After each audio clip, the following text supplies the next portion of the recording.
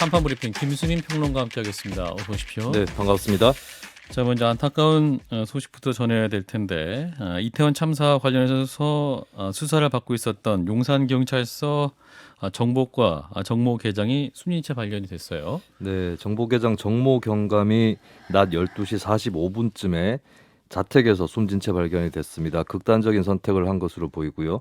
인파 밀집에 의한 안전사고 발생을 우려했던 용산경찰서 정보과 직원의 보고서가 참사 이후에 삭제됐다는 의혹이 경찰 수사 특수본에 의해서 수사 중이었었는데요. 예. 오늘 사망한 정 경감은 정보과장과 함께 보고서 삭제를 지시했다는 의혹을 받고 있었습니다. 일단 정 경감에 대한 수사는 공소권 없음으로 종결이 됐는데요. 이 문제 보고서는 작성자의 PC에서는 삭제가 됐지만 다른 직원의 PC에서 발견이 됐는데 고인을 포함해서 의혹을 받아온 쪽에서는 고의로 삭제한 것이 아니고 보고서 내용에도 구체적인 압사 우려나 기동대 인력 배치 등의 특별한 내용은 없었다고 주장을 해왔었습니다. 예. 자, 한편 특수본은 박희영 용산구청장에 대해서 출국 금지 조치를 했다고 하는데 또 관련한 수사가 뭔가 진행되고 있는 게 있나 보군요. 그렇습니다. 용산구청하고 또 그 골목길에 있었던 불법 증축물 관련해서 그 해당 호텔 간의 어떤 관계라든지 이런 부분도 또 수사 대상으로 들어가고 있습니다. 예. 자, 한편 윤석열 대통령 오늘 동남아시아 순방길에 올랐는데 그 전날에 그 대통령실 회의에서 정무적 책임도 따지겠다. 정치적 책임 이런 단어가 나옵니다. 네, 윤석열 대통령은 캄보디아의 아세안 정상회의, 인도네시아의 G20 정상회의 참석을 위해서 출국을 했습니다. 출국 전 페이스북을 통해서 윤 대통령은 이태원 참사를 의식한 듯 여러 고민이 많았지만 우리의 국익과 미래가 걸려있는 중요한 외교 일정이라 참석하게 됐다라고 밝혔는데요. 어제 수석 비서관 간담회에서 윤 대통령은 참사에 관련해 필요하다면 정무적 책임도 따지겠다라고 말한 것으로 확인이 됐습니다. 예. 문책 인사 여부에 관심이 쏠리게 되는데 김은혜 홍보수석은 철저한 진상 확인 뒤에 엄정하게 책임을 묻겠다는 원론적 취지의 발언이라고 해명을 했습니다. 윤 대통령은 한편 막연하게 정부 책임이라고 하는 건 바람직하지 않다 이런 말도 했다고 전해졌습니다. 그리고 오늘 순방 출국길에는 환송 인사를 나온 이상민 행안부 장관에게 어깨를 두 번 두드리며 친밀감을 드러내기도 해서 또 이목을 모았습니다. 어깨 툭 뭐 이런 기사가 있더군요. 그렇습니다. 그러니까 대통령의 신뢰를 상징하는 장면이다. 기자들이 본 겁니까? 네, 뭐 의도적인지는 알 수 없겠지만 어쨌든 신뢰가 있는 사이기 때문에 나오는 풍경 아니겠느냐 이렇게 볼 수 있는 거겠죠. 예. 자, 그리고 이제 대통령 취임 6개월이 됐습니다. 갤럽이 국정수행 지지율을 발표를 했는데 변동은 크게 없는 상황인 것 같습니다. 네, 11월 8일부터 10일까지 사흘 동안 전국 만 18세 이상 1,006명을 상대로 한국갤럽이 조사를 했는데요. 참고로 표본 오차는 95% 신뢰 수준의 플러스 마이너스 3.1%포인트입니다. 윤석열 대통령 직무 수행에 대해서 30%가 긍정평가 응답을 했고 62%가 부정평가 응답을 했는데요. 예. 지난주에 긍정 29대 부정 63과 크게 차이가 없고 또 2주 전과는 같은 결과입니다. 긍정평가가 더 높은 층은 60대와 70대 이상, 보수층, 국민의힘 지지층, 대구 경북 지역이었고 나머지는 부정평가가 더 높게 나타났습니다. 정당 지지율은 더불어민주당 34%, 국민의힘 32%로 지난주와 동일했고요. 정부의 이태원 참사 사태 수습과 대응에 대해서 적절하다는 응답은 20%, 적절하지 않다는 응답은 70%였습니다. 예. 자, 이런 가운데 그 MBC 취재진에 대한 대통령 전용기 탑승 불허 방침 언론계의 반발이 점점 더 커지고 있습니다. 네, 방송기자협회, 전국언론노조 등의 8개 현업 언론단체는 공동 성명을 냈습니다. 원래 동승하려 했던 모든 기자들을 탑승시켜야 한다라고 주장을 했고요. 반헌법적 언론 자유 파괴 행위에 대해 언론인과 국민 앞에 사죄하고 책임자들을 파면해야 한다라고 대통령실을 향해서 촉구를 했습니다. 예. 현재 한겨레 신문과 경향신문 취재진이 전용기를 이용하지 않기로 결정을 한 가운데 이들 언론 단체들은 항의 행동에 동참해 줄 것을 언론인들에게 호소를 하기도 했고요. 예. 외신 중에서 AP통신이 이번 논란을 상세히 보도를 했습니다. 이 언론 단체의 성명 내용도 전했고요. 과거 한국 정부의 언론 자유 논란들 그러니까 뭐 예를 들어서 이명박 정부의 미네르바 수사, 박근혜 정부의 상케이 신문 관계자 기소, 문재인 정부의 여당의 외신 기자 비판 등과 이번 사례를 묶어서 소개를 하기도 했습니다.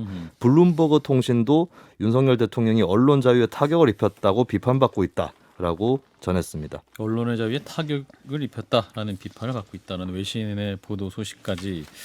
자, 일단은 대통령이 출국하기 전에 필요하면 정무적 책임도 따지겠다라는 발언을 했고, 하지만 대통령실은 원론적 입장이다. 또 굳이 이것도 다시 수정을 했는데 진 작가님 어떻게 판단하십니까? 정무적 책임도 따지겠다 앞에 조건문이 붙어 있어요. 필요하다면. 필요하다면 네, 그리고 그다음에 막연하게 정보 책임이라고 하는 건 바람직하다. 음. 하지 않다. 이건 결국은 뭐냐면 형사적 책임을 물을 정도의 명확한 이게 없다라고 한다면 아까 그 필요하다면이라는 조건에 해당하지 않는다라는 거죠. 그러니까 정무적 책임을 따질 수 않겠다라는 것에 더 가깝다라고 보거든요. 예. 그리고 실제로 대통령실에서도 꼭 교체를 염두에 둔 건 아니다고 이미 딱 선을 그었던 원론적 거죠. 입장이다. 원론적 입장이다. 근데 문제는 뭐냐면 막연하게 정부 책임이라고 하는 건 바람직하다 하지 않다는데 지휘 책임이라는 건 어차피 막연한 거거든요. 이거 큰 틀에서. 이건 안 지겠다는 얘기예요 결국은. 자, 김 소장님. 제가 그저께 파이낸셜 뉴스를 인용해서 여러 가지 이야기를 할 때 사실 속으로는 좀 불안불안했습니다. 한 언론에서만 보도를 했고 사실일까? 뭐 언론이 보도를 했으니까 사실일 수도 있고 아닐 수도 있겠다 생각이 들면서도 일단 근거가 있으니까 말은 했는데요. 예. 그 다음날 대통령께서 그 저의 불안함을 깨끗이 씻어주신 것이 이용 의원. 이용 의원. 예, 의총에서 혼자서 성명서를 놓고 발언하는 내용에서 파이낸셜 뉴스에서 나왔던 얘기를 그대로 다 반복한 거 아닙니까? 어떤 내용이었습니까? 이상민 장관 하나 못 지키면 당이 무슨 소용이 있냐. 그리고 김은혜 수석을 거기서 내보낸 것을 그렇게 꼭 했어야 됐느냐라는 조호영 원내대표에 대한 비판에 그대로 그 내용이 담겼다라고 이제 또 보도가 흘러나와서 예.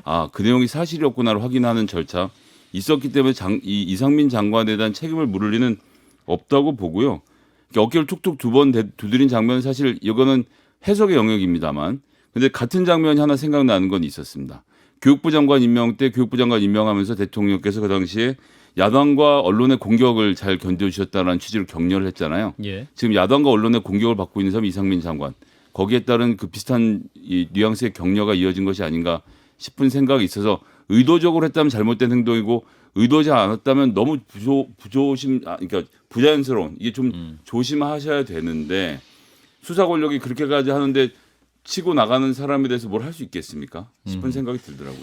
그러니까 대통령 스스로가 예. 여당, 야당 그 정파 싸움 거기에 시각이 딱 갇혀 있는 거예요. 그런 가운데서 이제 지켜야 되니까 거기 또 하나 눈에 띄는 게 이제 이른바 친윤 완장부대들의 그 설치는 모습들이거든요. 예. 정말 짜증나게 그런 모습이고 지금 출범 6개월인데 벌써 이런 현상이 나타난다. 그래서 제가 좀 뭔가 좀 불길하다라고 얘기를 한 겁니다. 예. 자, 이 가운데 이제 MBC 취재진에 대한 전용기 탑승 배제 문제, 경향신문과 한겨레 취재진도 같이 안 탔는데 일단 이제 외신까지 지금 너무 주목하고 있는 상황이니까 이게 또 국내외적으로 좀 논란 더 커지는 모양새인 것 같습니다. 이 부분 어떻게 보시는지 진 작가님. 그러니까 쓸데없는 일을 좀 벌인 것 같아요. 이 사람들이 네. 지금 왜냐하면 전용기에 탑승한다라는 건 결국 뭐냐면은 그 전용기라는 것은 그 개인이 뭐 마음대로 내 마음대로 주거나 줄 수 없는 이런 게 아니잖아요. 예. 내가 알고 있기로는 언론사들도 그 탑승 비용을 내고 타는 걸로 알고 있거든요. 그렇습니다. 사실 취재 공간이에요. 예. 취재 공간을 배제해 버린 거란 말이죠. 음. 그다음에 그 전용기에 또 그러면은 또 뭡니까 대통령 그 김건희 여사의 뭐 사적으로 아는 사람도 막 태웠던 지인도. 그런 공간이란 말이죠. 예. 이런 것들 보게 되면 그 자체도 적절하지 못하고 뭐냐면 자유를 입에 달고 있는 이 정권이 특히 언론 자유에 대해서 지난번에 사실 여당도 그러지 않았습니까? 이거 다 언론 탓이다. 그러니까 언론 개혁해야 된다. 그다음에 언론이 뭐 거짓 보도를 하거나 왜곡 보도를 하면은 뭐 징벌적 손해배상을 한다. 뭐 이렇게 얘기를 했을 때 반대했던 게 또 자기들이지 않습니까? 국민의힘 반대했었죠. 똑같이 지금 그 짓을 지금 하고 있는 거죠. 예. 자, 김 소장님은? 그러니까 전용기라는 공간에 대해서 대통령이 잘못 인식하고 계시다는 점을 분명히 말씀드리고 싶은데요. 거기서 돈을 안 내고 타는 사람은 대통령밖에 없습니다. 좀 거칠게 말하자면. 즉 세금으로 운영되는 그것에서 기자들은 돈을 내고 타죠. 대통령은 당연히 뭐 돈을 안 내고 타는데 그게 자기 비행기는 아니잖아요. 그럼 그 공간은 국민들이 세금을 줘서 언론과 교류할 수 있고 언론에게 정부의 시책을 홍보할 수 있는 장을 만들어준 기자회견장을 비용을 국민이 내고 그것을 대통령이 혜택을 보는 것이거든요. 예. 그래서 가는 비행기에서 계획을, 오는 비행기에서는 성과를 언론에게 홍보하고 그것이 언론이 나가서 국민들에게 알릴 수 있도록 장치를 만들어 놓은 것인데 예. 이 비행기가 내 비행기야. 내가 보기 싫은 사람 내려라는 구조를 만들어 놓았는데 문제는 현지에 가면요. 외신들이 이 문제는 안 물어볼 수가 없습니다. 가는 곳마다 이 질문을 받을 텐데 대통령은 국익을 위해서 그랬다는 답변을 만에 하나라도 지금 준비하고 계시다면 국익 말고 꼭 다른 걸 찾아보시길 바라겠습니다. 기자들이 지켜야 되는 것은 국익이 아니고 진실이죠. 그게 또 하나 이제 슬쩍 뭐가 들어가 프레임이 들어가 있거든요. 예. 쉽게 말하면 대통령 잘못한 거 없다라는 거예요. 음. 그러니까 XX 얘기한 거 이거 언론이 잘못했다는 거 MBC 탓이다라는 거죠. 예. 그러니까 자기 잘못 절대 인정하지 않고 그걸 갖다 MBC 떠넘기기 위해서 지금 프레임을 그렇게 짜는 거죠 지금. 예, 김 소장님 말씀대로 진짜 이 해외 순방 기간 동안 해외 기자들의 질문에 분명히 나올 수 있을 것 같네요. 자, 대통령 답변 어떨지 좀 봐야겠습니다. 자, 이어서 더불어민주당 이태원 참사에 대한 국정조사 특검을 추진하는 범국민 서명 운동을 시작했다고 하죠. 그런데 이재명 대표가 희생자 명단 공개에 대해서 이게 폐륜이냐 이런 반박을 했군요. 네, 일단 이재명 대표는 최고위원회 회의에서 즉시 국정조사를 할 수 있도록 범국민 서명 운동에 나서겠다라고 밝혔습니다. 그리고 총리 사퇴, 관계장관 파면 등을 포함해서 내각 전면 쇄신 요구를 했고요.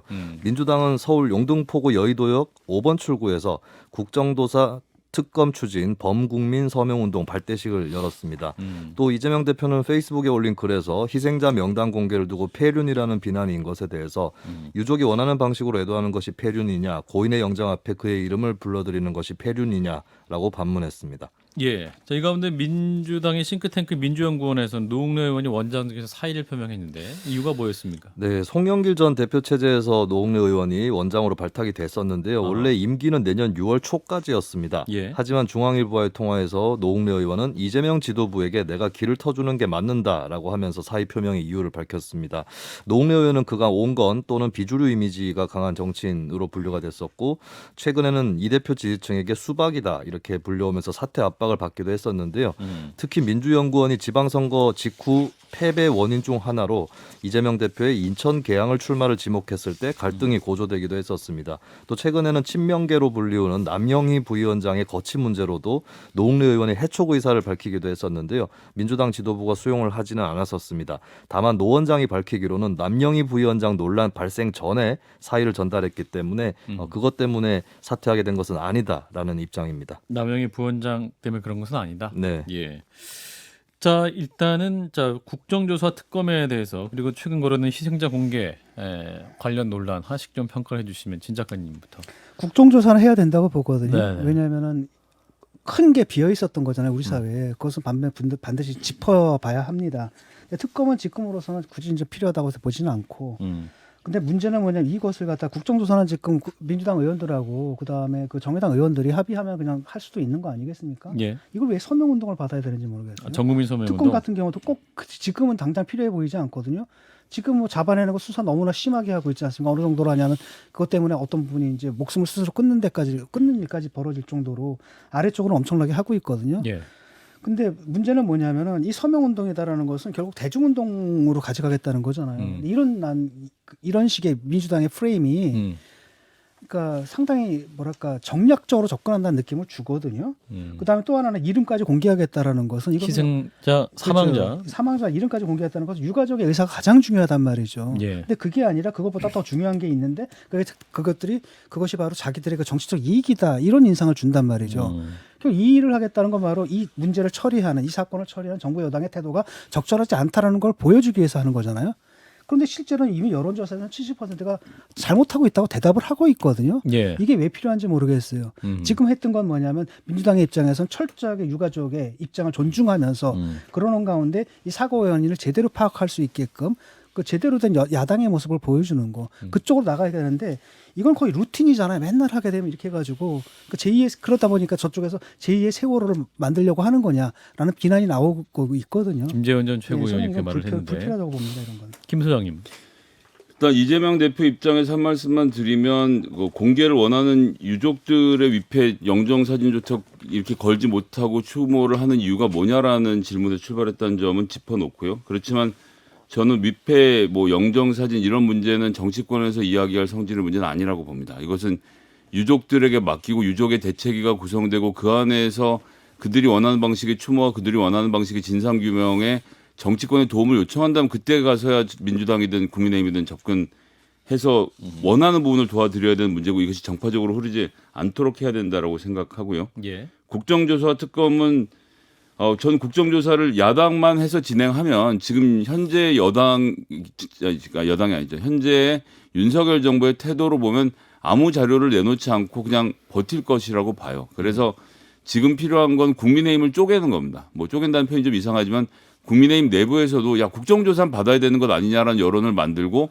그 여론까지 힘을 입어서 여야가 함께할 수 있는 국정조사를 만들기 위해서 여론적 압박을 가하는 작업이라는 측면에서의 서명 운동으로 받아들이고요.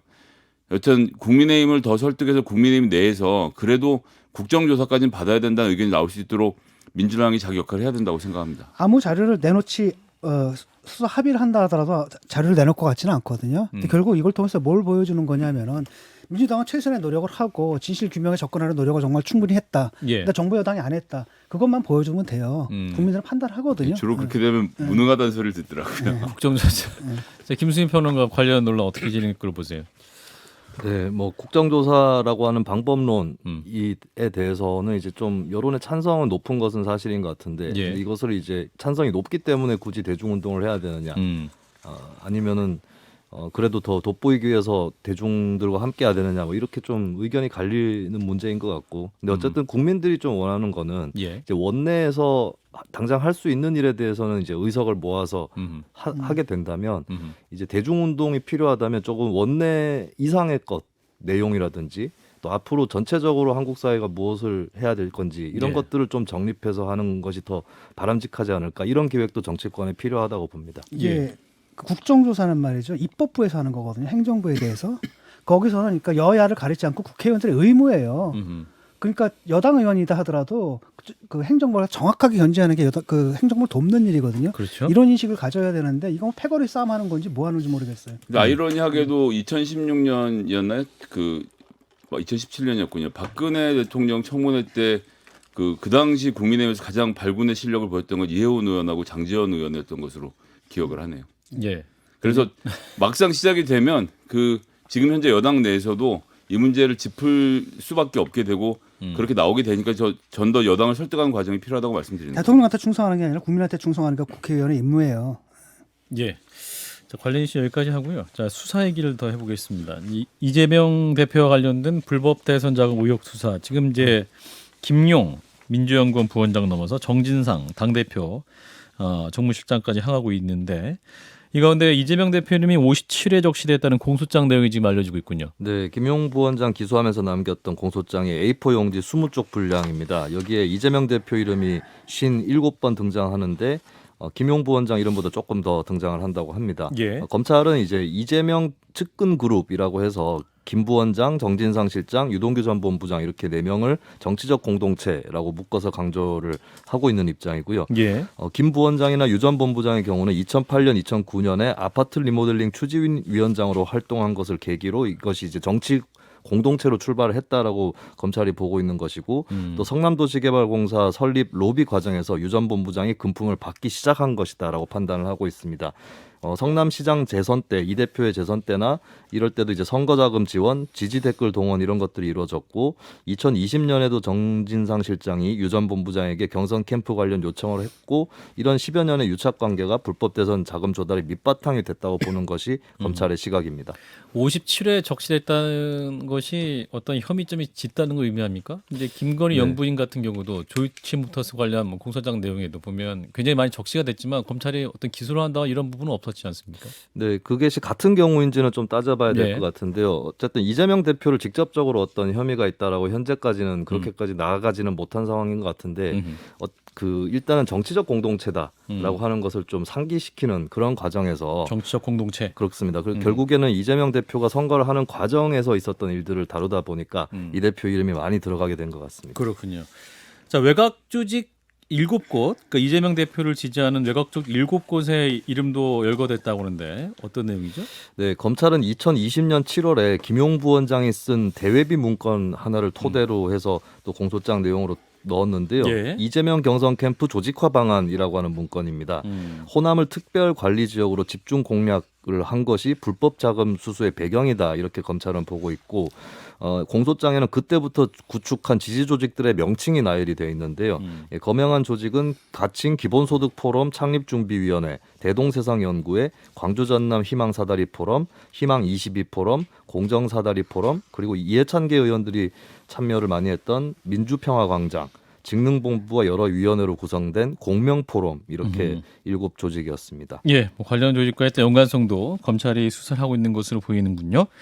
자, 이러한 수사에 대해서 이재명 대표 측은 이제 유동규 씨의 진술에만 의존하고 있는 것이다라는 이제 반론을 하고 있습니다. 자, 진 작가님 현재까지 수사 상황 어떻게 판단하시는지? 유동규는 자기 측근이었고 이번에 그 진술에 의존한다 하더라도 그 진술이 갖는 무게는 굉장히 다를 수가 있고 예. 그다음에 이번에 진술만이 아니라 돈을 전달한 사람들 네 사람인가 의 진술이 정확하게 일치하고 특정 다 나왔거든요. 예. 그래서 그거 김용 씨가 돈 받았다는 사실을 부정하기는 상당히 힘들 것 같고 다만 문제는 뭐냐면 지금 어떻게 이제 엮어내느냐인데 그 정치 공동체란 말 딱 들으면 우리 떠오르는 말이 있을 겁니다 아마. 경제 공동체? 네, 경동 공동체 아마 이제 그 판례를 염두에 두고 하는 것 같고 결국은 뭐냐면은 이 대동세상 연구회라든지 이런 식의 그 외곽 조직 있지 않습니까? 예. 이런 조직의 이름이 좀 나열이 됐는데 이 조직의 돈이 흘러갔는지 이 부분에 대해서 검찰이 뭘 갖고 있는지 이 부분은 제가 공소장을 보면 아직 나와 있지는 않다라는 거죠. 근데 적어도 여기서 만약에 김용의 돈이 일로 들어갔다는 게 확인만 된다라고 하면은 이게 지금 상황은 전혀 달라지는 거죠. 근데 일단은 공소장만 봐가지고는 아직 그 부분이 나와 있지가 않습니다.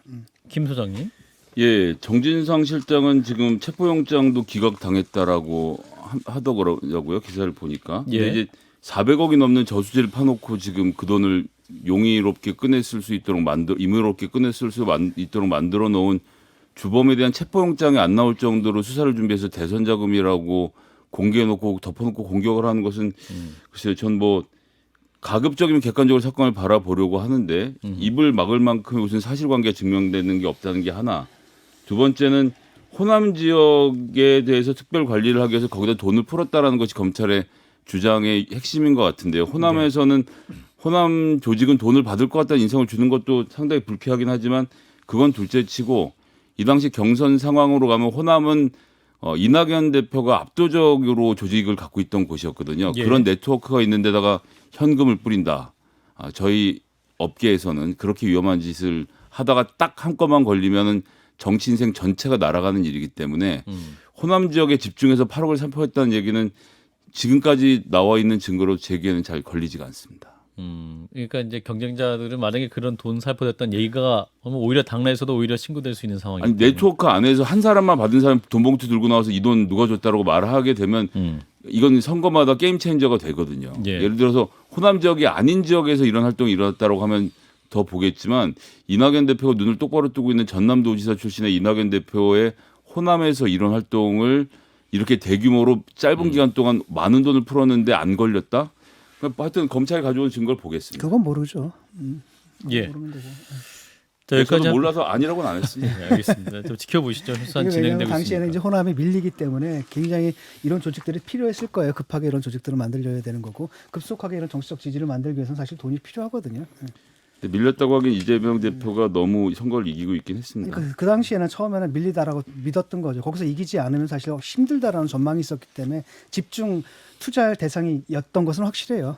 예, 두 분의 해석이었습니다. 자, 이어서 우크라이나, 러시아 간 얘기를 좀 해보면, 자, 우리나라가 그 한미 간 무기 거래를 통해서 우크라이나 군을 위해서 폭탄을 판매할 예정이다라는 보도가 있었는데 우리 국방부는 당연히 부인했습니다. 어떤 내용입니까?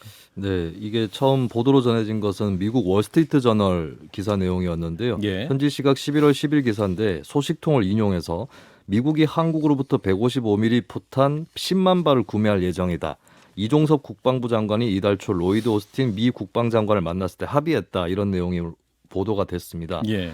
미국을 통해서 결국에 우크라이나로 포탄을 보내는 것이다라고 규정이 됐고 최소한 몇 주간의 치열한 전투에 보급이 될 것이다라는 설명 또 월스트리트 저널이 덧붙였는데요. 이에 대해서 국방부는 미국과의 협상 사실은 인정을 했지만 이 포탄은 우크라이나를 위한 것이 아니라 미국 내 부족해진 탄약 재고량을 보충하기 위한 것이라고 설명을 했습니다. 미국을 최종 사용자로 한다는 전제 하에서 진행이 되고 있고 우크라이나의 살상 무기를 지원하지 않는다는 방침에는 변함이 없다는 것이 국방부의 입장입니다. 예. 자, 미국 내 탄약 재고량 보충력이다. 미국이 최종 사용자라는 전제가 있다. 우리 국방부의 설명인데 이 부분 어떻게 보시는지. 당연히 이렇게 얘기를 해야겠죠. 우리 국방부는? 뻔한 거 아니겠습니까? 문제는 뭐냐면 푸틴이 얼마 전에 그 얘기를 했지 않습니까? 한국 우크라이나 무기 주면 재미없어 이런 얘기를 했는데 그냥 괜히 한 얘기는 아니겠죠. 이런 거고 생각을 해보세요. 미국의 지금 탄약 재고량 보충용이다. 탄약이 부족하다는 얘기잖아요. 그 탄약 어디 갔습니까? 우크라이나로 간 거죠. 미국에 있는 탄약이 갔으니까 그러니까 재고가 우리는 그걸 부족하다. 갖다 채워주는 거고. 그러니까 나한테 100만 원을 갖다 썼는데 100만 원이 비어. 그러니까 나한테 100만 원을 다시 이제 넣어준 건데 그러니까 결국은 우리가 최종적으로 우크라이나 주지는 않았다라는 건데 미국을 지원한 그치. 건 거죠. 그러니까 사실상 그러니까 미국을 지원한 거지만 사실상 우크라이나 지원한 게 되는 거죠. 이 해석 어떻게 판단하십니까?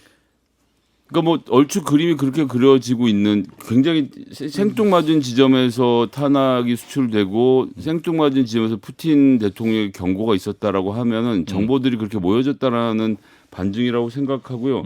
이 월스트리트 저널의 보도가 윤석열 대통령 관점에서는 정확하게 국익에 반하는 보도인 겁니다. 미국의 국익에도 반하고 한국의 국익에도 반하는.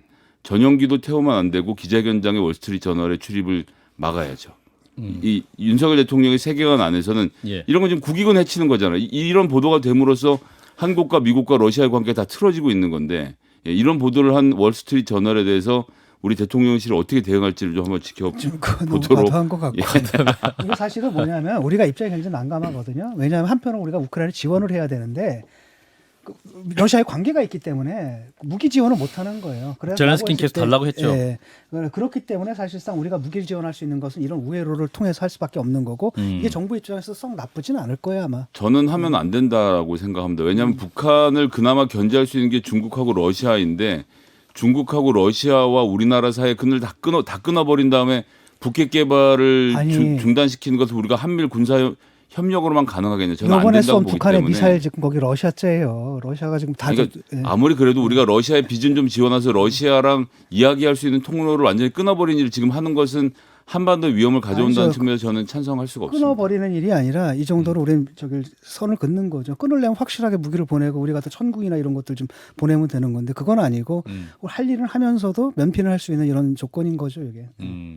이 두 분의 입장에 좀 차이가 있습니다. 근데 여기까지 듣도록 하죠. 자, 김수현 평론가였습니다. 고맙습니다. 네, 감사합니다. 좋아요, 구독. 알림 설정.